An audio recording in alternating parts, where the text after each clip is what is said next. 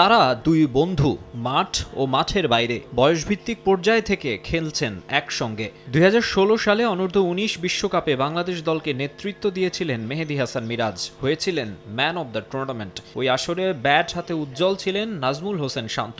যুব বিশ্বকাপের ওই জুটি সিনিয়র ন্যাশনাল টিমেরও গুরুত্বপূর্ণ অংশ।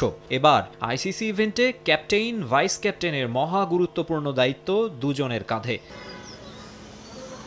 নাজমুল হোসেন শান্ত ৩ ফরম্যাটে টাইগারদের নেতৃত্বে গত বছরের ফেব্রুয়ারি থেকে যুক্তরাষ্ট্র ও ওয়েস্ট ইন্ডিজে টি-20 বিশ্বকাপ দিয়ে আইসিসি ইভেন্টে অধিনায়কত্বের অভিজ্ঞতা হয়েছে তার। চ্যাম্পিয়ন্স ট্রফিতেও গুরুদায়িত্ব তার কাঁধে।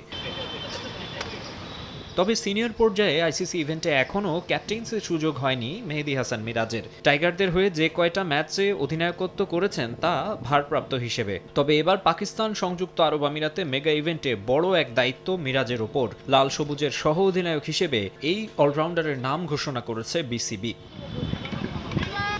ফর্মের হিসেবে এটা প্রাপ্যই ২৭ বছর বয়সী অলরাউন্ডারের। দীর্ঘদিন ওয়ানডে ফরম্যাটে খেলা হয়নি বাংলাদেশি ক্রিকেটারদের, টি-20 ফরম্যাটের বিপিএল দিয়েই সারতে হয়েছে প্রস্তুতি। আর সে হিসেবে সবচেয়ে ছন্দে আছেন মিরাজ। ব্যাটে বলে দারুণ পারফরম্যান্স উপহার দিয়ে হয়েছেন man of the tournament.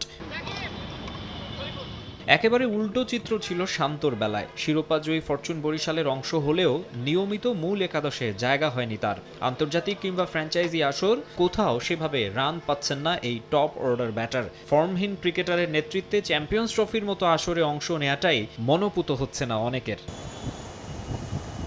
Inform মিরাজের ভাইস ক্যাপ্টেন্সি পাওয়াকে ইতিবাচকভাবে দেখছেন সমর্থকরা। শান্তর ইনজুরিতে ওয়েস্ট ইন্ডিজ সফরে টেস্ট সিরিজে অধিনায়ক হিসেবে দারুণ সাফল্য পেয়েছেন মিরাজ। তার নেতৃত্বেই ক্যারিবীয় কন্ডিশনে 2 ম্যাচ সিরিজ ড্র করেছিল টাইগাররা। ওয়ানডে ফরম্যাটে ১০৩ ম্যাচের ক্যারিয়ারে 4টিতে ক্যাপ্টেন্সি করেছেন এই অলরাউন্ডার, তবে জয় পাননি এক ম্যাচেও। এবার সহ অধিনায়ক হিসেবে মেগা ইভেন্টে নিশ্চয়ই গুরুত্বপূর্ণ ভূমিকা রাখতে চাইবেন মিরাজ, ধরে রাখতে চাইবেন দুর্দান্ত ফর্মটা। মাকসুম আলম খান, সময় সংবাদ, ঢাকা।